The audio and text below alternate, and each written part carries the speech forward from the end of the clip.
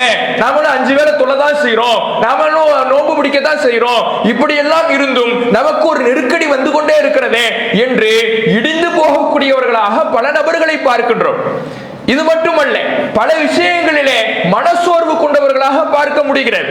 தங்களிடத்தில் சில குறைபாடுகள் இருக்கும், அந்த குறைகளையே நினைத்து நினைத்து வருந்தி வருந்தி அடுத்த கட்டம் என்ன என்று யோசிக்காமல் தடுமாறக்கூடியவர்களாக பலர பார்க்கலாம். சில பேருக்கு தங்களுடைய கல்வி அறிவை மேம்படுத்திக் கொள்ள முடியாமல் இருக்கும். அல்லாஹ் அவ்வளவுதான் யதார்த்தத்திலே கொடுத்திருப்பான். அப்படி இருக்கும் பொழுது மற்றவங்கள மாதிரி என்னால படிக்க முடியலையே, மற்றவங்கள மாதிரி என்னால ஃபர்ஸ்ட் ரேங்க் எடுக்க முடியலையே, மற்றவங்கள மாதிரி என்னால இருக்க முடியலையே என்று மற்றவர்களோடு தன்னுடைய வாழ்க்கையை ஒப்பிட்டு ஒப்பிட்டு ஒப்பிட்டு மிகப்பெரிய வருத்தத்துக்கு ஆளாகி மன நெருக்கடியில் இருக்கக்கூடியவர்களை பலரை பார்க்க முடிகிறது. அதே மாதிரி சில பேரை பாருங்க, சும்மாவே இருப்பாங்க, எந்த ஒரு காரியத்திலையும் முழு மூச்சாக ஆர்வத்தோடு ஈடுபட மாட்டார்கள். எப்ப பார்த்தாலும் சும்மாவே இருப்பான். நமக்கு ஆச்சரியமா இருக்கும், எப்ப பார்த்தாலும் சும்மாவே இருக்கிறானே, எப்படி இவனால இருக்க முடியுது அப்படின்னு நமக்கு தோணும். ஆனா சம்பந்தப்பட்ட அந்த மனிதனுக்கு ஒரு வருத்தம் இருக்கும். என்ன வருத்தம்? நம்ம ஒரு காரியத்தை ஒன்னத்தையும் நம்மளால உருப்படியா செய்ய முடியலையே. ஒரு காரியத்தை எடுத்தா ஒரு நாள் செய்யறோம், 2 நாள் செய்யறோம், 3வது நாள் நம்மளால அந்த காரியத்தை தொடரவே முடியலையே, ஆர்வம் நமக்கு இருக்கவே மாட்டேங்குதே, ரொம்ப சோர்விலேயே இருக்கிறோமே என்று மன நெருக்கடிக்கு பல பேர் ஆளாவான். இப்படி பல மனிதர்களை நம்மால் பார்க்க முடியும்.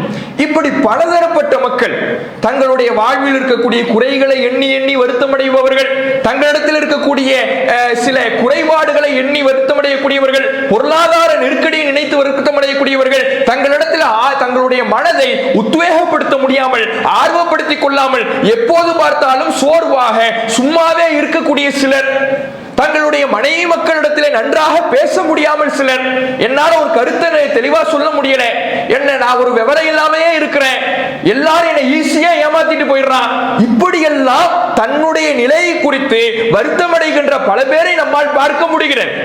இதெல்லாம் ஏன் ஏற்படுகிறது? இதையெல்லாம் எப்படி சரி செய்வது? இதற்கு இஸ்லாம் என்னென்ன தீர்வுகளை சொல்லுகிறது? ஒரு மனிதன் இதையெல்லாம் தவிர்த்து எப்படி மகிழ்ச்சியாக வாழ்வது என்கின்ற வழிமுறைகளை இஸ்லாம் அழகாக சொல்லித் தருகிறது. பிரச்சனை இல்லாத மனுஷன் முதல்ல இல்லைங்கிறத இஸ்லாம் பதிய வைக்குது. லக்கத் ஹலக்னல் இன்சான ஃபீ கபத், மனுஷனை நம்ம கஷ்டத்துல தான் படைச்சிருக்கிறோம். கஷ்டம் இல்லாத மனிதன் உலகத்திலே கிடையவே கிடையாது. ஒவ்வொரு மனிதனுக்கும் ஒவ்வொரு விதமான கஷ்டங்கள்.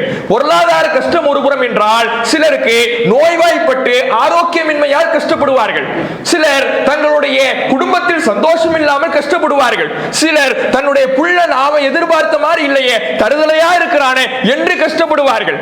இப்படி ஒவ்வொரு மனிதனுக்கும் ஏதேனும் ஒரு விதத்திலே கஷ்டம் என்பது இருக்கத்தான் செய்யும். கஷ்டமே இல்லாத வாழ்க்கை என்பது கிடையாது. கஷ்டம் என்பது ஒவ்வொரு மனிதனுக்கும் இருக்கும் என்பதை பதிவு செய்துவிட்டு, இந்த கஷ்டம் உங்களுக்கு வருகின்ற பொழுது, இந்த கஷ்டத்தை உங்களுடைய வாழ்வில் சந்திக்கின்ற பொழுது, ஏதேனும் ஒரு விதத்திலே உங்களுக்கு கஷ்டம் உங்களுடைய வாழ்க்கையை அண்டுகிற பொழுது, அணுகுகிற பொழுது, உங்களுடைய வாழ்க்கையை தட்டி பார்க்கிற பொழுது, உங்களுடைய உள்ளத்தை கசக்கி பிழிகிற பொழுது, நெருக்கடிக்குள்ளாக்குகிற பொழுது, நீங்கள் உங்கள் மனதை எப்படி பக்குவப்படுத்திக் கொள்ள வேண்டும், நீங்கள் உங்களுடைய மனதை எப்படி சரி செய்து கொள்ள வேண்டும், இந்த கஷ்டங்களின் பொழுது தடுமாறாமல் எப்படி வாழ வேண்டும், நிம்மதியாக எப்படி வாழ வேண்டும், எவ்வளவு கஷ்டம் வந்தாலும் எவ்வளவு நெருக்கடிகள் வந்தாலும் சந்தோஷமாக மகிழ்ச்சியாக எப்படி வாழ வேண்டும் என்கின்ற முறையை இஸ்லாம் அழகாக கற்றுத்தருகிறது. அதுதான் இந்த மார்க்கம் கூறும் மனோ தத்துவம்னா அதுதான். இப்ப இதை பற்றி தான் இன்றைக்கு முதல்ல நாம இந்த தலைப்பின் கீழாக அடிப்படையாக அறிந்து கொள்ள வேண்டிய விஷயம் என்னன்னா, நாம முதல்ல ஏன் நம்ம மனசை சரி செய்யணுங்கிறத அறியணும். ஏன் நம்ம மனசை சரி செய்யணும்? அப்படி என்ன இந்த மனதை சரி செய்வதில் அவ்வளவு முக்கியத்துவம் என்ன இருக்குது? மார்க்கம் அதை ஏன் முக்கியத்துவம் படுத்துது? இதை அறிந்து கொண்டால்தான் நாம இதற்கான முயற்சி எடுப்போம். பொதுவாக மனிதனிடத்தில் இருக்கக்கூடிய இயல்பு என்னன்னா, ஒரு விஷயத்தினுடைய முக்கியத்துவத்தை உணர்ந்தால்தான் அதற்கான முயற்சியை ஒரு மனிதன் எடுப்பான். முக்கியத்துவமே இல்ல, கொடுக்கல, முக்கியத்துவம் அவனுக்கு சொல்லப்படல அப்படின்னா 10ஓடு 11 அந்த காரியம் கிடக்கும். நீங்க ஒரு நிறுவனத்திலேயே வேலை செய்றீங்க, உங்களுக்கு ஒரு ப்ராஜெக்ட் தரப்படுது, உங்களுக்கு ஒரு வேலை கொடுக்கப்படுது. அந்த வேலை 10ஓடு 11வது ஒரு வேலையாக தரப்பட்டால் அதில் இருக்கக்கூடிய முக்கியத்துவத்தை நாம உணரலைன்னா அது அப்படியே கடக்கட்டும், பின்னாடி பார்த்துக்குவோம், அடுத்து பார்த்துக்குவோம், நேரம் வரும்போது செய்வோம் என்று தள்ளி போட்டு கடைசி வரை அதை செய்யவே மாட்டோம். நினைச்சா செய்வோம், வாரத்தில் ஒரு நாள் செய்வோம், மாசத்துல ஒரு நாள் செய்வோம், இப்படியே காலங்கள் கடந்து போகும். ஆனா அதனுடைய முக்கியத்துவத்தை உணர்த்திட்டு பாருங்க.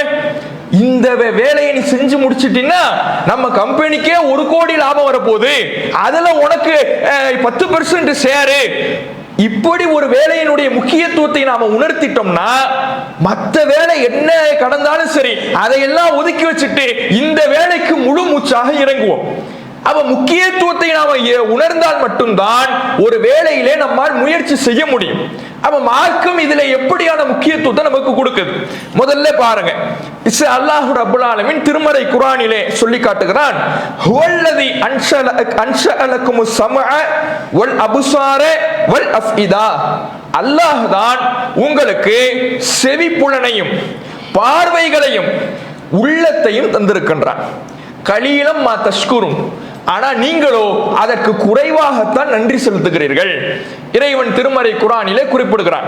சூரத்துல் முஃமினூன்ல 78வது வசனம், சஜிதாவுல 9வது வசனம், சூரத்துல் முல்க்ல 23வது வசனம் என்று இப்படி பல இடங்களில் அல்லாஹ் நமக்கு சொல்லி காட்டுகிறான். அல்லாஹ் உங்களுக்கு செவியை தந்திருக்கிறான், கேட்கின்ற காதுகளை தந்திருக்கின்றான், பார்வைகளை தந்திருக்கின்றான், உள்ளத்தையும் தந்திருக்கின்றான்.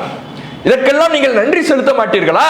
குறைவாக ரொம்ப ரொம்ப ரொம்ப கம்மியா நன்றி செலுத்துறீங்களே என்று இறைவன் கேட்கிறான். நமக்கு வழங்கப்பட்ட ஒவ்வொரு அருட்கொடைக்கும் நாம நன்றி செலுத்தணும். நன்றினா முதல்ல என்னங்கிறத விளங்கணுங்க. நன்றினா அல்லாஹ்கிட்ட கையேந்தி, யா அல்லாஹ் நான் பார்க்கிற வகையில எனக்கு கண்ணை கொடுத்ததுக்கு இறைவா நன்றி, இப்படி சொல்வது மட்டும் நன்றி இல்லை. நல்ல உதாரணத்துக்கு பாருங்களேன், அல்லாஹ் நமக்கு நாவை தந்திருக்கிறான், பேச்ச தந்திருக்கிறான். நமக்கு அல்லாஹ் நாவை தந்ததுக்காக இறைவா எனக்கு நாவை தந்ததுக்காக நன்றி இப்படி சொல்லிட்டு பேசுறதெல்லாம் பொய், பேசுறதெல்லாம் அவதூறு, பேசுறதெல்லாம் புறம், பேசுறதெல்லாம் கெட்ட பேச்சு, இப்படி ஒருத்தர் செஞ்சார்னா அவர் நன்றி உள்ளவர்னு சொல்ல முடியுமா? அல்லாஹ் எந்த அருட்கொடையை தந்திருக்கிறானோ அந்த அருட்கொடைக்கு யாரெல்லாம் நன்றின்னு கையேந்தி சொல்லிட்டார். ஆனா எந்த அருட்கொடை அல்லாஹ் தந்தானோ அது அல்லாஹ் சொன்ன விதத்துல பயன்படுத்தல. அவருக்கு அவர் பாவமான வழியில அல்லாஹ் தடுத்த வழியில பயன்படுத்துறார். ஒரே கெட்ட பேச்சு, ஒரே புறம், ஒரே பொய், ஒரே அவதூறு, இப்படியே ஒருத்தர் செஞ்சுக்கிட்டு இருந்தார்னா இவர் நன்றி உள்ள அடியாராக அல்லாஹ் பார்க்க மாட்டான். அல்லாஹ் அவருக்கு கொடுத்த நாவு என்கின்ற அருட்கொடைக்காக இவர் நன்றி செலுத்தி விட்டார் என்று ஆகாது. அப்ப நன்றி என்பதே எந்த அருட்கொடையை இறைவன் தந்திருக்கின்றானோ அந்தந்த அருட்கொடைகளை அல்லாஹ் சொன்ன விதத்திலே பக்குவப்படுத்துவதுதான் உண்மையான நன்றி. அல்லாஹ் சொன்ன விதத்திலே பயன்படுத்துவதுதான் உண்மையான நன்றி.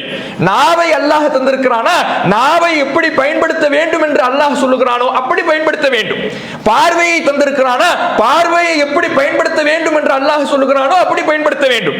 அதுபோல உள்ளத்தை இறைவன் தந்திருக்கிறான் என்றால் அந்த உள்ளத்தை அல்லாஹ் சொன்ன விதத்திலே பயன்படுத்த வேண்டும். அல்லாஹ் எப்படி பக்குவப்படுத்த சொல்லுகிறானோ அப்படி பக்குவப்படுத்த வேண்டும், எப்படி நெறிப்படுத்த சொல்லுகிறானோ அப்படி நெறிப்படுத்த வேண்டும். அப்படி நாம் செய்தால்தான் நாம் நன்றி செலுத்தியவர்களாக ஆவோம். பெரும்பாலும் மார்க்க தொடர்புள்ள மக்கள் நாவு விஷயமா அதிகமா அறிந்து வைத்திருக்கிறோம். பொய் பேசக்கூடாது, புறம் பேசக்கூடாது, கெட்ட வார்த்தை பேசக்கூடாது, இதையெல்லாம் நாவு தொடர்பாக அறிந்து வைத்திருக்கிறோம். அதுல பல நேரங்கள்ல சில நேரங்கள்ல தவறுகள் வந்தாலும் கூட அறிந்து வைத்திருக்கிறோம். அப்ப நாவை அல்லாஹ் கொடுத்திருக்கிறான்னா இப்படிதான் பயன்படுத்தணும். பொய் பேசக்கூடாது, உண்மையை தான் பேசணும், புறம் பேசக்கூடாது, நீதத்தை தான் பேசணும், இதெல்லாம் அறிந்து வைத்திருக்கிறோம். அப்ப உள்ளத்துக்கு எப்படி நன்றி செலுத்த? நாவுக்கு இப்படி எல்லாம் அல்லாஹ் மார்க்கத்தில் சொல்லி இருக்கிறான். உள்ளத்துக்கு என்ன சொல்லி இருக்கிறான்? உள்ளத்தை எப்படி பக்குவப்படுத்துவது, உள்ளத்தை எப்படி சரி செய்வது என்பதை நாம அறிந்து கொள்ள வேண்டும். உள்ளத்தை பொறுத்தவரையில மிக அற்புதமான ஒரு விஷயம் உள்ளம். அதனாலதான் சொல்லுவாங்க எண்ணம் போல வாழ்க்கை அப்படிம்பாங்க. நம்ம எண்ணம் எப்படி அமைதோ, நம்முடைய மனம் எப்படி அமைகிறதோ அப்படித்தான் நம்முடைய வாழ்வு அமையும். நல்ல எண்ணங்கள், நல்ல சிந்தனைகள் நம்முடைய மனதில் இருக்கும் என்றால் நம்முடைய வாழ்வு, நம்முடைய செயல்பாடுகள் அப்படி அமையும். அவன் அடுத்தவரை பற்றி நல்ல முறையிலே சிந்தித்தால், அடுத்தவரை பற்றி நல்ல முறையிலே எண்ணினால், நல்ல எண்ணம் வைத்தால் நம்முடைய செயல்பாடுகள் எல்லாமே நல்ல முறையில் அமையும். கெட்ட சிந்தனைகள், கெட்ட அருவருக்கத்தக்க எண்ணங்கள் நம்முடைய உள்ளத்தை சூழ்ந்து கொண்டால் நம்முடைய வாழ்க்கை அப்படிதான் மாறும். இஸ்லாமும் இதைத்தான் சொல்லுது. எண்ணம் போல வாழ்க்கைன்னு சொல்றாங்கல்ல, இதே மாதிரி தான் இஸ்லாமும் நமக்கு சொல்லி காட்டுகிறது. நபிகள் நாயகம் ஸல்லல்லாஹு அலைஹி வஸல்லம் அவர்கள் சொன்னார்கள், புகாரியிலே 52வது செய்தி, ஆனா அறிந்து கொள்ளுங்கள், வஇன்ன ஃபில் ஜஸதி முதுகா, உடலிலே ஒரு சதை துண்டு இருக்கிறது. இதா ஸலஹத் ஸலஹல் ஜஸது குல்லுஹு, அந்த ஒரு சதை துண்டு சரியாக விட்டால் அவனுடைய ஒட்டுமொத்த உடலும் சரியாகி விடுகிறது. இதா ஃபஸதத், அது சீர்கெட்டு விட்டால், அது பாழாகி விட்டால், ஃபஸதல் ஜஸது குல்லுஹு, அவனுடைய ஒட்டுமொத்த உடலும் பாழாகி விடுகிறது. அது ஒரு சதை துண்டு தான். அந்த ஒரு சதை துண்டு சரியானா தான் அவனுடைய ஒட்டுமொத்த உடலும் சரியாகுது, அவனுடைய செயல்பாடுகள் சரியாகுகிறது, அவனுடைய வாழ்வு சரியாகுது. அது ஒரு மாதிரி ஆயிடுச்சு, அதுல தவறான எண்ணங்கள் நுழைஞ்சிடுச்சு, அது சரியாக அமையல, சீர்கெட்டுடுச்சு, பாழாயிடுச்சு, நோய்கள் தொற்றி விட்டது, அழுக்குகள் சேர்ந்து விட்டது என்றால் அவனுடைய வாழ்வே சீர்கெட்டு விடுகிறது, பாழாகி விடுகிறது. அலா அறிந்து கொள்ளுங்கள், வஹியல் கல்ப், அதுதான் உள்ளம். உள்ளம் சரியானவன் அவனுடைய ஒட்டுமொத்த உடலும் சரியாகுது. உள்ளம் பாழாகிட்டா எல்லாமே பாழாயிடுது. அவனுடைய வாழ்வே சரியான வாழ்வாக வாழ முடியாது, அவனுடைய செயல்பாடுகள் சரியாக இருக்காது என்பதை நபிகள் நாயகம் ஸல்லல்லாஹு அலைஹி வஸல்லம் அவர்கள் நமக்கு சொல்லி காட்டுகிறார்கள். அப்ப உள்ளம் என்பது நம்முடைய வாழ்வை நல்ல முறையிலேயும் பிரதிபலிக்கும். உள்ளம் என்பது நம்முடைய வாழ்வை பாழாக்கவும் செய்யும். உடலை எடுத்துங்களேன், நம்ம உடம்பு இருக்குது, இந்த உடம்புல ஏதாவது ஒரு நோய் தொட்டுடுச்சு, நம்முடைய வாழ்வை குலைக்கக்கூடிய அல்லது நம்முடைய நாட்களிலே நம்மை பலவீனப்படுத்தக்கூடிய ஒரு நோய் வந்துருச்சுன்னா அதை நாம கண்டுபிடிச்சிடுவோம். அதுக்கு உடலுக்கு கொஞ்சம் முக்கியத்துவம் கொடுப்போம். சுகர் வந்துருச்சா, வாக்கிங் போகணும், அப்பதான் சுகர் கட்டுக்குள்ள இருக்கும், முக்கியத்துவம் கொடுப்போம். ஒரு காய்ச்சல் வந்துருச்சா, காய்ச்சலுக்கு என்ன மாத்திரை, ஒரு பேராசிட்டமால் எடுத்து போடுவோம், பேராசிட்டமால் எடுத்து போட்டு காய்ச்சலை கம்மி பண்ணுவோம். என்ன நோய் வந்தாலும், நம்முடைய உடம்புல என்ன பலவீனம் வந்தாலும், என்ன அழுக்குகள் சேர்ந்தாலும் அதை சரி செய்வதற்கு முயற்சிகளை எடுத்து விடுவோம். ஆனா இறைவன் சொல்லுகிறான், இந்த உள்ளமும் உடலை போல கெட்டு போகும். உடம்புல எப்படி நோய் வருதோ, உன்னை உருகுலைக்குதோ, உன்னை பலவீனப்படுத்துகிறதோ, அதே போல உள்ளத்திற்கும் நோய்கள் வரும், உள்ளத்திலேயும் அழுக்குகள் சேரும்.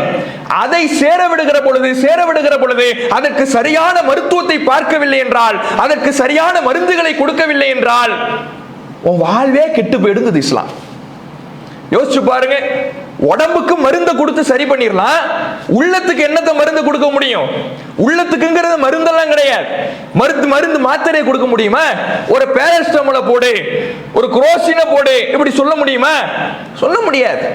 அப்ப உள்ளத்துக்கு சரியான மருத்துவத்தை பார்க்க வேண்டும். உடலுக்கு கொடுக்கப்படுகின்ற முக்கியத்துவம், உடல் ஆரோக்கியத்துக்கு கொடுக்கப்படுகின்ற முக்கியத்துவம் மன ஆரோக்கியத்துக்கும் வேண்டும் என்பதை இஸ்லாம் அதிகமாக இங்கே வலியுறுத்துகிறது. இதனாலதான் நம்ம மனதை சரி செய்யணும். இஸ்லாம் நமக்கு மனதை ஏன் சரி செய்யணும் சொல்லுதுன்னா, முதல்ல அல்லாஹ் இது நமக்கு கொடுத்த அருட்கொடை. அந்த அருட்கொடைக்கு நாம நன்றி செலுத்தணும்னா நாம அந்த அந்த மனதை சரியாக பக்குவப்படுத்த வேண்டும். இரண்டாவது, நம்முடைய மனதை போலத்தான் நம்முடைய வாழ்க்கை அமையும். நம்முடைய மனம் சரியாக அமைந்தால் தான் நம்முடைய வாழ்க்கை சரியாக இருக்கும். அதற்காக நம்முடைய மனதை நாம் சரிபடுத்த வேண்டும். அப்ப உள்ளத்துக்குள்ள சில நோய்கள் தொற்றுங்கிறோம்ல, உடம்புல எப்படி நோய் வருதோ அது மாதிரி உள்ளத்துக்கும் நோய் வரும். இஸ்லாம் நமக்கு அதையும் தெளிவுபடுத்துது. நாம என்ன நினைக்கிறோம், மனநோயினால நம்ம மனசுல பதிந்தது, நாம பார்த்தது அதெல்லாம் மனநோயினா என்ன பார்ப்போம்? ட்ரெஸ் எல்லாம் கிழிச்சுக்கிட்டு, தெருவோரமா குளிக்காம, தன்னுடைய பலவீனத்தினால உளறிக்கிட்டு, தன்னைத்தானே தாக்கிக்கிட்டு, அடுத்தவர்களால் கேலி பொருளாக ஆக்கப்பட்டு இப்படி செல்பவர்கள் தான் மனநோயாளிகள். பைத்தியம், மென்டல் அப்படிங்கிறோம்ல, இவர்கள் தான் மனநோயாளிகள்னு நாம நினைக்கிறோம். ஆனா இஸ்லாம் இவர்களுக்கு சிந்தனைகள் இல்லை என்பதனால இவர்களுக்கு பாவ நன்மைகள்லாம் கிடையாது, இவர்கள் மன்னிக்கப்பட்டவர்கள், இவர்களை விட்டு விதி என்கின்ற பேனா உயர்த்தப்பட்டு விட்டது என்று இஸ்லாம் சொல்லுகிறது. இவங்களை பத்தி இஸ்லாம் மனநோயாளிகள்னு சொல்லல. நாம தான் இவர்கள் என்ன பண்றோம், ஒருத்தன் குளிக்காம இருந்த உடனே, பரட்டத்தலையோட இருந்த உடனே, ட்ரெஸ் எல்லாம் கிழிச்சுக்கிட்டு போன உடனே மனநோயாளி அப்படின்றோம். அதுல நம்ம ஊர்கள்ல எல்லாம் பாருங்களேன், ஒருத்தன் கொஞ்சம் ஒரு விவரம் கம்மியா இருந்துச்சுன்னா அவனை முழு பைத்தியமாவே ஆக்கிடுவாங்க. அவனை கேலி பண்ணி துரத்தி அவனுக்கு என்னெல்லாம் கேடு செய்ய முடியுமோ எல்லாத்தையும் செஞ்சு கொஞ்சம் அறிவுல கொஞ்சம் கம்மியா இருந்துட்டா அவனை முழு பைத்தியமா ஆக்குறவரை நம்ம மக்கள் ஓய மாட்டாங்க. இப்படி இன்னைக்கு இருக்குது. ஆனா இஸ்லாம் இதையெல்லாம் மனநோயின்னு சொல்லல. இவர்களுக்கெல்லாம் விசாரணை உயர்த்தப்பட்டுடுச்சு, இவர்களுக்கெல்லாம் கேள்வி கணக்கெல்லாம் கிடையாது. ஏன்னா அவங்களுக்கு சிந்தனையே இல்லை. அல்லாஹ் ஒரு குறைபாடை கொடுத்திருக்கிறான், அதற்காக அவர்களுக்கு மன்னிப்புகள் வழங்கப்பட்டு விட்டது என்று இஸ்லாம் சொல்லுகிறது. ஆனா மன நோயாளினா யார தெரியுமா சொல்லுது? உதாரணத்துக்கு சில விஷயங்களை பாருங்க. அல்லாஹ் ரப்புல் ஆலமீன் சூரத்துல் அஹ்ஸாப்ல 32வது வசனத்துல சொல்லுறான், யா நிசா அன் நபி, நபியினுடைய மனைவிமார்களே, லஸ்துன்ன கஹதி மினன் நிசா, நீங்கள் மற்ற பெண்களை போன்ற கிடையாது. இனித்தகை துன்ன, நீங்கள் அல்லாஹ்வை அஞ்சினால், ஃபலா தஹ்லஅன பில் கவுல், நீங்கள் குலைந்து பேசாதீர்கள். உங்களுடைய பேச்சில பெண்கள் பேச்சில உங்களுடைய குரல்களை தளர்த்தி ஒரு குலைவாக பேசாதீர்கள். உங்களுடைய குரலில் ஒரு நளினத்தை காட்டாதீர்கள். அப்படி காட்டினால் ஃபயத்மா அல்லதி ஃபீ கல்பிஹி மரல், எவனுடைய உள்ளத்தில் நோய் இருக்கிறதோ, எவனுடைய மனதில் நோய் இருக்குதோ அவன் சபலப்படுவான். ஒரு பாலியல் இச்சை எவனுக்கு அதிகமாக மிகுதியாக இருக்கிறதோ, ஒரு பொம்பளையுடைய குரலை கேட்ட உடனே எவனுடைய மனசு அலைவாயுதோ, அவன் தவறாக தன்னுடைய சிந்தனைகளை அலைய விடுகிறானோ அவன் மனநோய் உள்ளவங்க. இஸ்லாம் இவனை நாம எப்பயாவது மனநோய் உள்ளவன்னு பார்ப்போமா? இவன் இது போன்ற ஆட்களை மனநோய் உள்ளவன், இவன் பைத்தியம் இப்படி யாராவது சொல்லுவோமா? ரோட்ல ஒருத்தவங்க ஒன்னும் விவரம் இல்லாம சிந்தனை இல்லாம அவனுக்கு என்ன நடக்குது இந்த உலகத்திலேயே அவர்கள் இல்லாம போறவங்களே பைத்தியம் பைத்தியம் சொல்லி கொஞ்சம் நெஞ்சம் முயற்சி எடுத்து வரக்கூடியவங்களை கூட முழு பைத்தியம் ஆக்கிடுவோம். ஆனா இப்ப இஸ்லாம் என்ன சொல்லுது? மனநோய்னா அது மட்டும் இல்ல. மனநோய் அவர்களுக்கு முதல்ல விசாரணையே கிடையாது. உண்மையான மனநோய் தெரியுமா? பொம்பளையுடைய குரலை கேட்ட உடனே ஒருத்தன் சபலப்படுறான்ல, தவறான சிந்தனையை தன்னுடைய உள்ளத்துல அலைபாய விடுறான்ல, பாலியல் ரீதியான தவறுகளை சிந்தனைகளை தன்னுடைய உள்ளத்தில் ஆக்கிரமிக்க விடுகிறானே, அவன் மனநோய் உள்ளவன். அவனிடத்துல உள்ளத்துல நோய் இருக்குது இஸ்லாம் சொல்லுது. அப்ப பாருங்களேன், இன்றைக்கு சில பேரை பார்க்கலாம், கஸ்டமர் கேர் பொம்பளைகிட்ட பேசிக்கிட்டே இருப்பான். கஸ்டமர் கேருக்கு போனை போட்டு அதுல பொம்பளை குரல் கேக்குதுன்னு பேசிக்கிட்டே இருக்கிற எத்தனையோ பேர் இன்றைக்கு உலகத்துல இருக்கலாம். இன்னும் பாருங்க, ஏமாத்துன்னு நினைக்கிறேன். பாருங்களேன், சில நேரத்துல போன் வரும், உங்கள எல்லாருக்கும் வந்திருக்கும், நம்மள பல பேருக்கு அந்த கால் வந்திருக்கும். ஹலோ சார், நாங்க அநாதை இல்லத்துல இருந்து பேசுறோம் சார், நான் எங்களுக்கு உதவி செய்யுங்க சார், எங்களுக்கு குழந்தை, எங்களுடைய ஆசிரமத்தில் 100 பிள்ளைங்க படிக்கிறாங்க சார். எல்லாம் ஏமாத்து. யாரு போன் பண்றதுக்கு? ஒரு பொம்பளையை தான் போட்டு வச்சிருப்பான். ஏன் பொம்பளைய போடுறா? இது மாதிரி சபல புத்தி உள்ளவன் அது இவள்கிட்ட பேசணுங்கிறதுக்காகவே ஏமாந்து காசை விடுறதுக்கு தயாராயிடுவோங்கிறதுனாலதான் இப்படி பொம்பளைய போடுறது. ஏமாத்துன்னு எவன்ல நினைக்கிறானோ அங்க பொம்பளை குரலை போட்டுருவான். அதே மாதிரி பாருங்க, டிவி விளம்பரங்களை எடுங்க. டிவி விளம்பரங்கள்ல தரமற்ற பொருளை விற்பான். தரமற்ற பொருளை விற்கிறதுக்கு ஒரு விளம்பரத்துல சம்பந்தமே இல்லாம ஒரு பொம்பளையை கூட்டு வருவான். அந்த விளம்பரத்துக்கு பொம்பளைக்கு சம்பந்தமே இருக்காது. ஆம்பளை அடிக்கிற பாடி ஸ்ப்ரே, ஆம்பளைக்கு பயன்படுத்துற பாடி ஸ்ப்ரே, அதை அடிச்சா பொம்பளையெல்லாம் பின்னாடி பின்னாடி நீ அடிச்சுட்டு போற வழியில எல்லாம் எந்தெந்த பொம்பளை இருக்குதோ எல்லா பொம்பளையும் உன் பின்னாடி ஓடி வரும்னு காட்டுவான். ஏன்? சபல புத்தி உள்ளவனுக்கு இது போதும். இந்த பொருளை வாங்க வைக்கிறதுக்கு சபல புத்தி உள்ளவனுக்கு இது போதும். அப்ப இது மாதிரி எவனுக்கு பாலியல் சிந்தனைகள், தவறான சிந்தனைகள், பெண்களை பற்றிய சபல புத்திகள் மிகுதியாக உள்ளத்தில் காணப்படுகிறதோ அவன் மனநோயாளிங்கிறது இஸ்லாம். அப்ப இது போன்ற நோய் உள்ளத்துக்கு வரும். நோய்ங்கிறது உள்ளத்துல என்பது ஒரு பைத்தியம் பிடிச்சு திரிவது மட்டுமல்ல, சிந்தனை இல்லாமல் திரிவது மட்டுமல்ல, ரோட்ல ஆடையை கழிச்சுக்கிட்டு இருக்க இடம் இல்லாம அலைவது மட்டுமல்ல, தவறான சிந்தனைகள் உள்ளத்துல இருப்பதும் நோய்க்கு அறிகுறி. மனதில் நோய் வந்து விட்டது, மனநோயாளியாக அவன் மாறிவிட்டான் என்பதற்கு அறிகுறி என்பது இஸ்லாம். இன்னும் பாருங்க, இஸ்லாம் சொல்லுது இன்னும் யாரெல்லாம் மனநோயாளிங்கிறத பாருங்க. இந்த ரெட்ட வேடம் போடுறான்ல மனநோயாளிங்க இஸ்லாம். யாரிடத்துல ரெட்ட வேடம் இருக்குதோ இங்க ஒரு மாதிரி அங்க ஒரு மாதிரி, எல்லார்ட்டையும் நல்ல புள்ள பேர் நல்ல பிள்ளையாவே இருக்கணும்னு சில பேர் நினைப்பாங்க. எல்லார்ட்டையும் நல்ல பிள்ளையா இருக்கணும். எல்லார்ட்டையும் நல்ல பிள்ளையா இருக்குன்னு முடியுமா? யாராலையும் முடியாது. ஏன்னா உண்மையை சில நேரத்தில் பேசிதான் ஆகணும், நீதத்துக்கு சாட்சியா இருந்துதான் ஆகணும். சில பேரிடத்தில் இருக்கக்கூடிய தப்பை சுட்டி காட்ட தான் வேணும். சில பேரிடத்தில் இருக்கக்கூடிய தப்பை சுட்டி காட்டினா அவர்களிடத்துல நம்மளால நல்ல பிள்ளையா இருக்க முடியாது. ஆனா சில பேர் என்ன பண்ணுவாங்கன்னா, இங்கே பல்ல காட்டிப்பான், அங்கே பல்ல காட்டிப்பாங்க. காட்டிக்கிட்டே இவர்கிட்டையும் நல்ல பிள்ளையா இருந்துக்கணும், அவர்கிட்டையும் நல்ல பிள்ளையா இருந்துக்கணும், யாருக்கும் பகைமையா இருக்கக்கூடாது. இப்படி இரட்டை வேடம் யார் போடுகிறார்களோ, இங்க போனா ரெண்டு எதிர் துருவமா இருப்பாங்க. சில அரசியல்வாதிகளை கூட பார்க்கலாம், இங்க போனா இங்க, அங்க போனா அங்க. இப்படி எல்லாரிடத்திலையும் நல்ல பிள்ளையா யாரெல்லாம் இருக்குன்னு நினைக்கிறாங்களோ, இந்த ரெட்டை வேடம் போடணும்னு யார் நினைக்கிறாங்களோ அவங்களுடைய உள்ளத்தில் நோய் இருக்குது. நயவஞ்சகர்களை பத்தி இறைவன் குர்ஆன்ல சொல்றான். நயவஞ்சகர்கள் மூமீன்களை பார்த்தா, நாங்க உங்க ஆள் தான்ப்பா, நாங்க எங்களை ஏதோ வேளான்னு நினைச்சிடாதே, நாங்க முஸ்லிம் தான், நாங்க மூமின் தான், நாங்க உங்களோடு இருக்கக்கூடியவர்கள் தான், நாங்களும் நபியை பின்பற்றக்கூடியவர்கள் தான், இப்படி வந்து பேசுகிறார். இதே காஃபிர்கள்ட்ட போனா அங்க சும்மா அங்க போய் அவங்களை ஏமாத்துறதுக்காக நிக்கிறோம், நாங்க உங்களோடு தான் இருக்கிறோம், இன்னமாக்கும் உங்களோடு தான் நாங்கள் இருக்கிறோம் என்று அவர்கள்ட்ட போய் அவர்களோடு சேர்ந்து கொள்வது. இங்க வந்தா இவங்களுக்கு தகுந்த மாதிரி நடந்துக்கிறது, அங்க போனா அவங்களுக்கு தகுந்த மாதிரி நடக்கிறது. இவங்க ஃபீ குலூபிஹிம் மரல், இவர்களுடைய உள்ளங்களிலே நோய் இருக்குது, மனநோய் இவங்களுக்கு இருக்குது.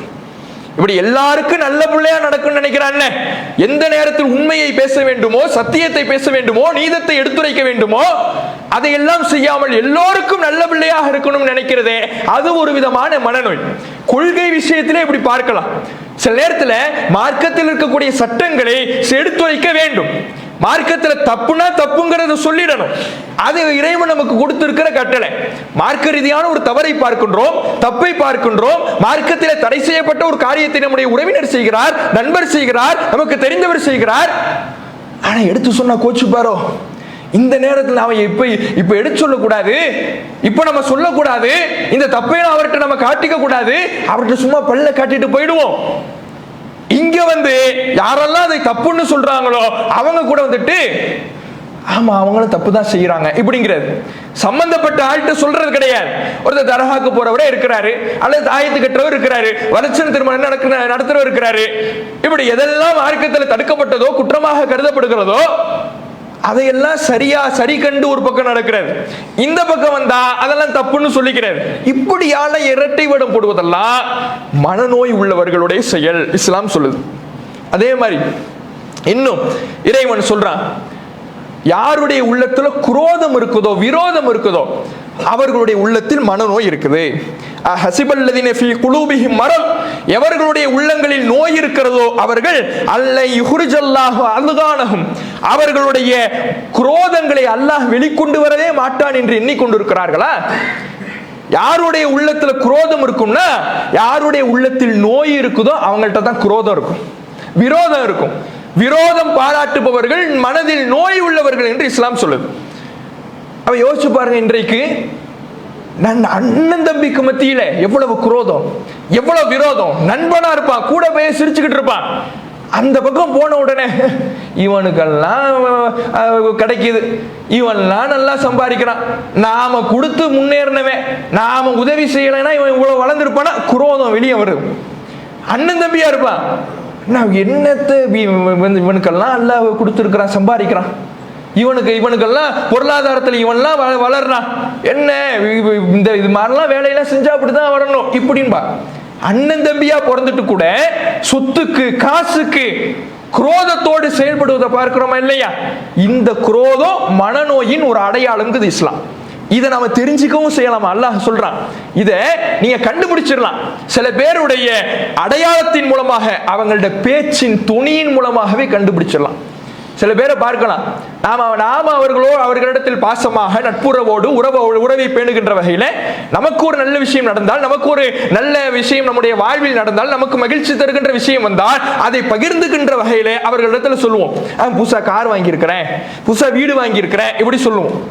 ஆனா அவங்க எப்படி பேசுவாங்களா, அவர்கள் பேசுகின்ற துணியிலேயே அவர்களிடத்தில் குரோதம் இருக்குதுன்னு நீங்க நினைச்சுப்பீங்க, நீங்க விளங்கிக்கலாம். சில பேர்ட்டு பார்க்கலாம், வீடு கட்டிக்கிறேன், நீங்க சம்பாதிக்கிற மாதிரி சம்பாதிச்சா எல்லாரும் தான் கட்டலாம்.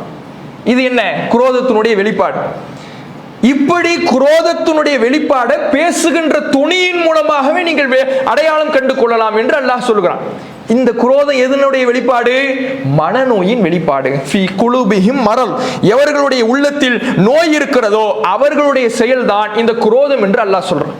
அப்ப இந்த குரோதம் ஒரு நோய், தவறான சிந்தனைகள் ஒரு நோய்.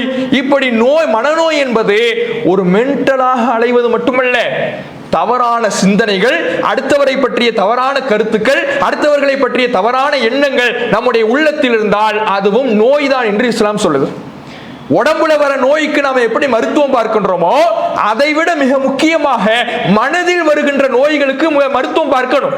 மனதில் பல நோய்கள் வரும். இதை இறைவன் உதாரணத்துக்கு சில விஷயங்களை சொல்லுகின்றான். மனதுல பல நோய்கள் வரும், அழுக்குகளும் சேருங்கிறாள். மனசுல அழுக்கு சேரும், உடம்புல அழுக்கு சேரும், அதுக்காக குளிக்க வேண்டும். குளிக்கலையா நாமளும் பாதிப்போம், நம்மளை சுத்தி இருக்கிறவனும் பாதிப்பான்.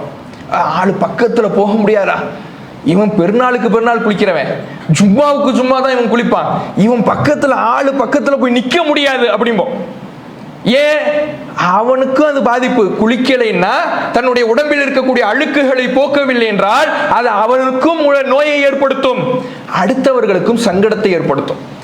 இது மாதிரியே உள்ளத்திலையும் சில அழுக்குகள் சேருமா, அந்த அழுக்குகளையும் நாம பரிசுத்தப்படுத்தணும். அந்த அழுக்குகளையும் அப்பப்ப கிளீன் பண்ணிக்கிட்டே இருக்கணும். அந்த அழுக்குகளை கிளீன் பண்ணல நம்ம வாழ்க்கையே பாவத்திலையும் தவறிலையும் மூழ்கிவிடும் என்கிறார்கள் நபிகள் நாயகம் ஸல்லல்லாஹு அலைஹி வஸல்லம் அவர்கள். அல்லாஹ்வுடைய தூதர் அவர்கள் சொல்றாங்க, உள்ள ரெண்டு விதமாக செயல்படும். ரசூலுல்லாஹ் சொல்றாங்க, உள்ளம் இரண்டு விதமாக செயல்படும். ஒரு உள்ளம் என்னன்னா பரிசுத்தமான உள்ளம். ஃபலா ததுர்ருஹு ஃபித்னத்து மா தாமத்தின் ஸமாவாத்து வல் அர்த், வானம் பூமி இருக்கின்ற காலமெல்லாம் அவர்களுடைய உள்ளத்தை எந்த சோதனையும் எந்த கெடுதியும் அவர்களை தீண்டாது, ஒன்றுமே அசைத்து பார்க்காது. சில பேர் பார்க்கலாம், என்ன கஷ்டம் வந்தாலும் ஆள் அப்படி ஸ்டெடியா நிற்பாங்க, எதுவுமே அவர்களை துளைத்து விடாது, எதுவுமே அவர்களை எதனாலும் அவர்கள் துவண்டு போய் விட மாட்டார்கள். ஆள் அப்படி ஸ்டெடியா இருப்பாங்க. ஆச்சரியமா இருக்கும், இவ்வளவு கஷ்டம் மற்ற மக்கள்லாம் இருந்தா சோர்ந்து போயிடுவார்களே, ஆனா ஆளு என்னதான் வந்தாலும் அடுத்தடுத்து போய்கிட்டே இருக்கிறாருன்னு யோசனையா இருக்கும். இப்படியான சில பரிசுத்தமான உள்ளங்கள் இருக்கும். என்ன சோதனை வந்தாலும், என்ன ஆசாபாசங்கள் வந்தாலும், பாவத்தை நோக்கியான அழைப்புகளை சைத்தான் போட்டாலும் அவர்களை அசைத்து பார்க்கவே முடியாது. ஆனா இன்னும் சில உள்ளங்கள் இருக்கும். அந்த உள்ளம் எப்படின்னா, முதல்ல ஒரு பாவத்தை செய்வார், செய்யும் பொழுதே உள்ளத்துல ஒரு கரும்புள்ளி அல்லாஹ் போட்டுருவான். வெண்மையாக இருக்கிற உள்ளத்துல ஒரு கரும்புள்ளி வந்துடும். அடுத்து பாவத்தை செய்வார், அடுத்த கரும்புள்ளி. இப்படியே பாவத்திற்கு இடம் கொடுத்து அவருடைய உள்ளமே அழுக்காக மாறிவிடும். அழுக்கா மாறிடுச்சுன்னா அதை சரியாக தூய்மைப்படுத்தலைன்னா உடம்பை எப்படி கழுவிக் கொள்கிறோமோ அது போல உள்ளத்தை கழுவிக் கொள்ளவில்லை என்றால் உபதேசங்களின் வாயிலாக, அறிவுரைகளின் வாயிலாக, மார்க்கம் காட்டுகின்ற தூய்மைப்படுத்துகின்ற உள்ளத்தை தூய்மைப்படுத்துகின்ற முறைகளின் வாயிலாக உள்ளத்தை யாரெல்லாம் சுத்தப்படுத்திக் கொள்ளவில்லையோ அவர்களுடைய உள்ளங்கள் கவிழ்த்து வைக்கப்பட்ட கூஜாவை போல மாறிடும். ஒரு கூஜாவை அப்படியே கவுத்தி போட்டீங்கன்னா எப்படி இருக்குமோ அப்படி மாறிடும். அதுக்கு என்ன அர்த்தமா? ரசூலுல்லாஹ் சொல்றாங்க, எந்த நன்மையையுமே அது ஏத்துக்காது, எந்த பாவத்தையும் அது புறக்கணிக்காது. நன்மையை ஏத்துக்காது, பாவம்னா உடனே ஏத்துக்குமா, பாவம்னா புறக்கணிக்கணும்ல, புறக்கணிக்காது. அடுத்து இந்த உலக ஆசையின் காரணத்தினால அந்த பாவத்தையே செய்து கொண்டிருக்கும். இப்படி அழுக்கான உள்ளமாக சில உள்ளங்கள் மாறிவிடும் என்று நபிகள் நாயகம் ஸல்லல்லாஹு அலைஹி வஸல்லம் அவர்கள் சொல்லக்கூடிய செய்தி சஹீஹ் முஸ்லிம்ல, அதே போல முஸ்னத் அஹ்மது போன்ற ஹதீஸ் கிரந்தங்களில் எல்லாம் பார்க்க முடிகிறது. அப்ப இப்படி ஒவ்வொரு பாவம் செய்கின்ற பொழுது உள்ளம் அழுக்காகுங்கிறது. அப்ப உள்ளத்துல நோயும் வரும், அழுக்குகளும் வரும் என்று அல்லாஹுடைய தூதரவர்கள் சொல்றாங்க. அப்ப உடம்புக்கு வைத்தியம் பார்க்கிறோம்ல, உடம்புக்கு வைத்தியம் பார்ப்பதை போல உள்ளத்தையும் சரி செய்ய வேண்டும் என்கின்ற முக்கியத்துவத்தை இந்த செய்திகள் நமக்கு உணர்த்தது. உள்ளத்துக்கு எப்படி வைத்தியம் பார்க்கிறோமோ, ஆரோக்கியமாக வைத்துக் கொள்கிறோமோ, சுத்தமாக வைத்துக் கொள்கிறோமோ, அது போல உள்ளத்தையும் மனதையும் ஒரு மனிதன் சுத்தமாகவும் ஆரோக்கியமாகவும் வைத்துக் கொண்டால்தான் அவனுடைய வாழ்வு சரியாகும். அதனாலதான் ரசூலுல்லாஹ் சொன்னாங்க, இப்படி அழுக்குகள் சேரும், இப்படி நோய்கள் வரும், இப்படி இதெல்லாம் வருகின்ற பொழுது அதை வளர விட்டோம்னா வாழ்வே காலி. அதை சரி பண்ணாதான் சலஹல் ஜஸது குல்லுஹு, உன் ஒட்டுமொத்த உடலுமே சரியாகிறது என்று அல்லாஹ்வுடைய தூதர் அவர்கள் சொன்னாங்க. ஆனா இங்க என்ன பிரச்சனை தெரியுமா? மனுஷனுடைய இயல்பு, அல்லாஹ்வே சொல்லிட்டா உள்ளத்துல நோய் வரும்ட்டான், அல்லாஹ்வே சொல்லிட்டா உள்ளத்துல அழுக்கு வரும்ட்டான். ஆனா மனுஷன் இயல்பு என்ன தெரியுமா? தன்னிடத்துல இருக்கிற குறையையும் குற்றத்தையும் ஒத்துக்கவே ஒத்துக்காதான். மனுஷன் மனம் அப்படியா, மனுஷ மனதுல நோய் வரும்னு அல்லாஹ் சொல்லிட்டான், அழுக்குகள் சேரும்ட்டான். ஆனா மனம் எப்படியான தன்மை கொண்டதா? மனம் என்பது ஒத்துக்கவே ஒத்துக்காதான். அடுத்தவன்கிட்ட இருக்கிற குறையை பார்க்கும், ஆனா தன்னிடத்தில் இருக்கிற குறையை ஒத்துக்கவே ஒத்துக்காதான். ரசூலுல்லாஹ் அதை அழகான ஒரு உதாரணத்தின் மூலமாக நபிகள் நாயகம் ஸல்லல்லாஹு அலைஹி வஸல்லம் அவர்கள் மனித இயல்பை நமக்கு சொல்றாங்க. யுபசிரு அஹதுக்குமுல் கதாத், உங்களில் ஒருவர் தன்னுடைய பிறருடைய கண்ணில் இருக்கின்ற சிறு தூசியை கூட கவனிக்கிறார். நீங்க என்ன பண்றீங்கன்னா, அடுத்தவர கண்ணுல இருக்கிற சின்ன தூசி இருக்குதுல அதை கூட கவனிக்கிறீங்க. உங்க கண்ணுல இருக்கிற ஒரு குச்சியே உங்க கண்ணுல கிடக்கு, அதை நீங்க மறந்துடுறீங்க. உங்க கண்ணுல ஒரு குச்சியே கிடக்குது, அதை மறந்துடுறீங்க. அடுத்தவர கண்ணுல ஒரு சின்ன தூசி இருக்குதான், அதை பார்த்துக்கிட்டு இருக்கீங்க. அதுக்கு என்ன அர்த்தம்? நம்மள்கிட்ட இருக்கிற குறையை நம்ம மனம் பார்க்கவே வைக்காது. 1000 குறைகள் இருக்கும், அதையெல்லாம் மறந்துடும். பல பேரை பார்க்கலாம், அறிவுரைகளை வாரி வழங்குவார். மற்றவங்களுக்கு ஒரு இதுன்னா அறிவுரைகளை வாரி வழங்குவார். சில பேரை பார்க்கலாம், காய்ச்சல் வந்துட்டா கூட அப்படியே சோர்ந்து போயிடுவார். காய்ச்சல் வந்துட்டா அப்படியே ரொம்ப ஆள் சோர்ந்து போய் மனசளவுல உடம்பளவுல சோர்றது ஒரு பக்கம்னா, மனசளவுல ரொம்ப சோர்ந்து போயிடுவார் வெறும் காய்ச்சலுக்கு. அவரையெல்லாம் பார்த்து சில பேர் அறிவுரை வழங்குவார். என்ன அறிவுரை? என்னங்க இதெல்லாம் ஒரு மேட்ரா, காய்ச்சல்லாம் ஒரு மேட்ரா, அடுத்த வேலையை பார்க்க வேண்டாமா, உதறி தள்ளிட்டு நீங்க எழுந்திருக்க வேண்டாமா, இப்படி எல்லாம் அறிவுரை வழங்குவார். ஆனா ஆள்கிட்ட என்ன குறை இருக்கும்னா, எப்ப பார்த்தாலும் மனைவியோட சண்டை, மனைவியை புரிஞ்சுக்கிறதே கிடையாது, குடும்பத்துல சரியாக நடக்கிறது கிடையாது. இப்படி இவர்கிட்ட 1000 ஓட்டம் இருக்கும். ஆனா இவர் என்ன பண்ணுவாரா? அறிவுரைகளை வாரி வழங்குவார். இது மனித இயல்புங்கிறாங்க ரசூலுல்லாஹ். இப்படி இருந்துச்சுன்னா நம்முடைய உள்ளத்தை நம்ம சுத்தப்படுத்திக்கவே முடியாது. இதுதான் மிகப்பெரிய சவாலே. நம்ம உடம்புல அழுக்கு சேரும், நோய்கள் சேரும். எப்ப நம்ம சுத்தப்படுத்தி கொள்ள முடியும், எப்ப அதற்கு சரியான நிவாரணத்தை பார்த்து மனதிற்கு ஆரோக்கியத்தை ஏற்படுத்திக் கொள்ள முடியும்னா, முதல்ல நம்ம குறைகளை நம்ம ஒத்துக்கணும். நாம எந்த இடத்துல இடிஞ்சு ஒழுகுறோம், ஒரு இழப்பு வரும் பொழுது நாம எப்படி இருக்கிறோம்,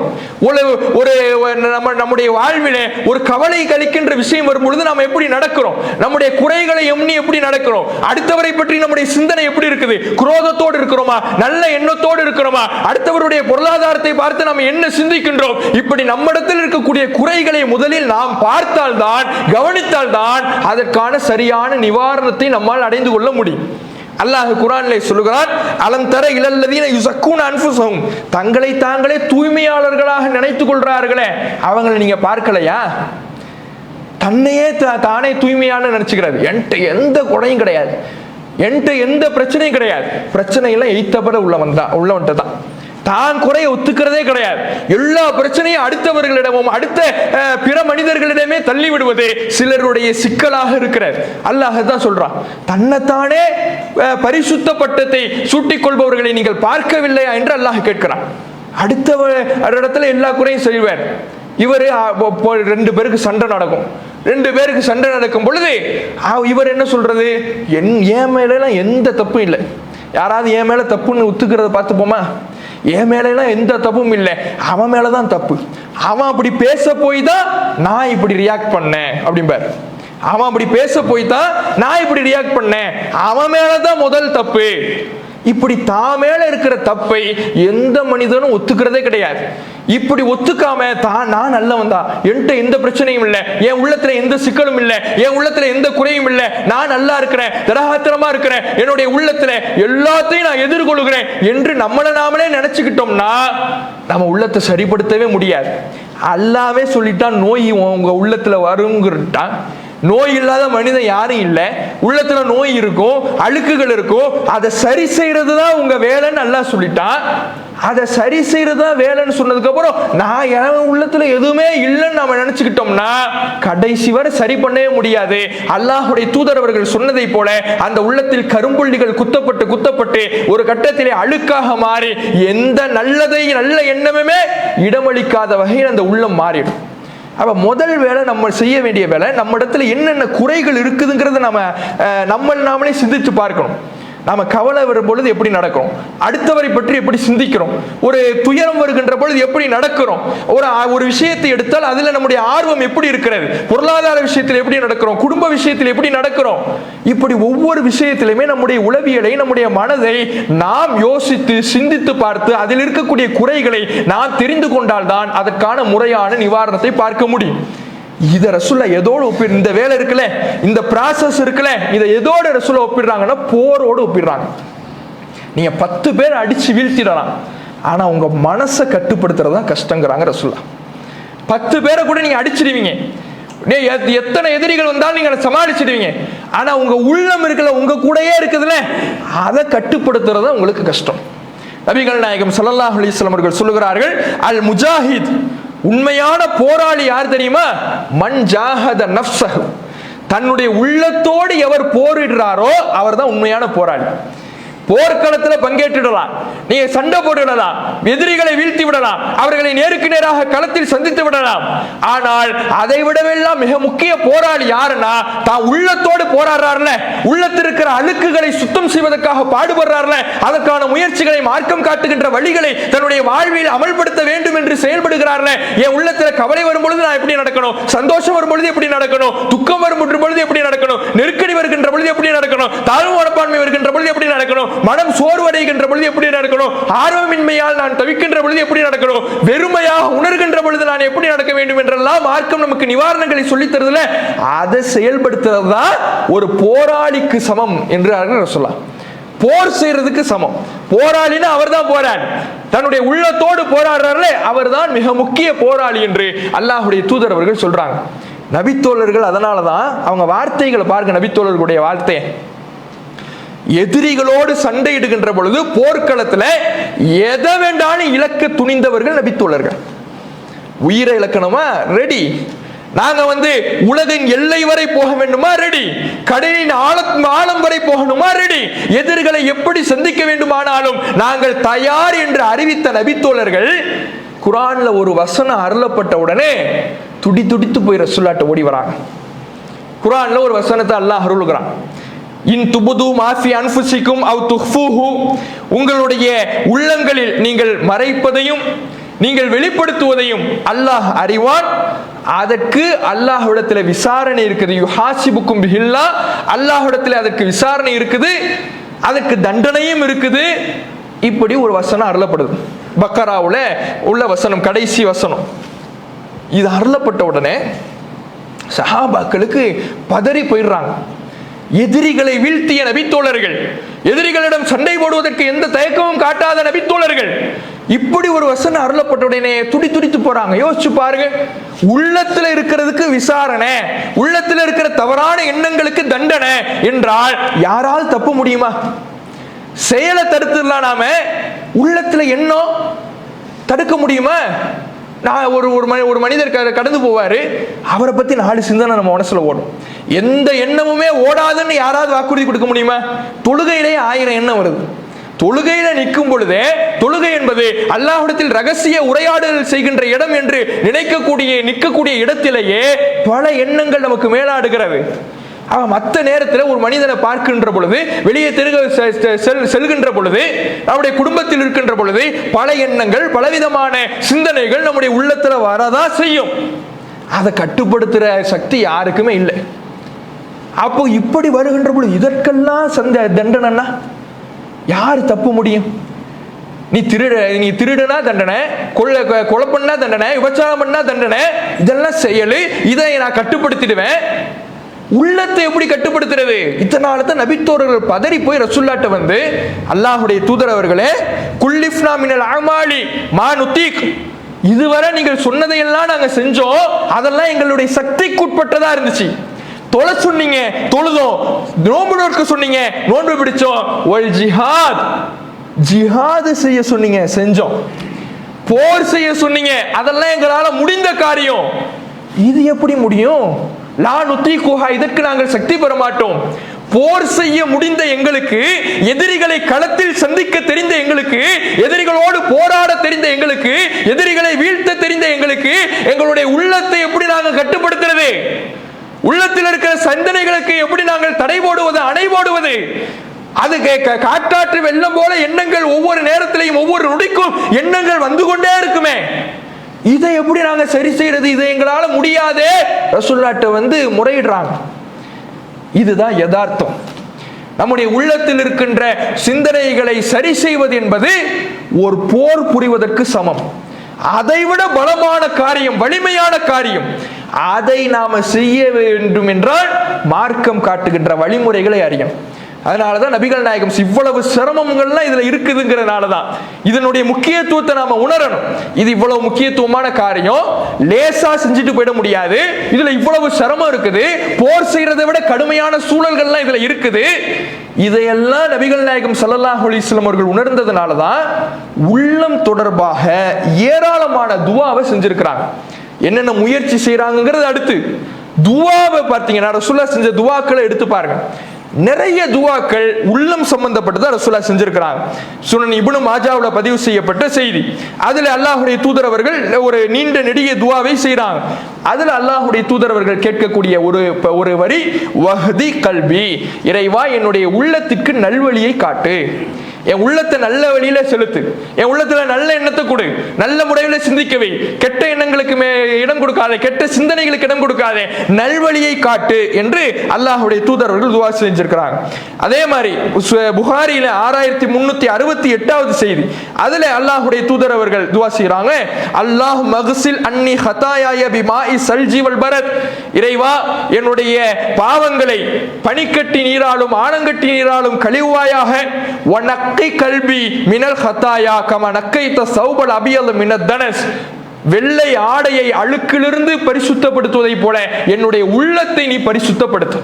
என் ஆடை மட்டும் நல்லா இருந்தா போதாது, அதுல அழுக்குகளை நான் எப்படி இருக்கக்கூடாதுன்னு நினைக்கணும். நல்ல ஒரு 4 பேர் முன்னாடி நிற்கும் பொழுது தூய்மையா இருக்கணும் நான் விரும்புறேன்.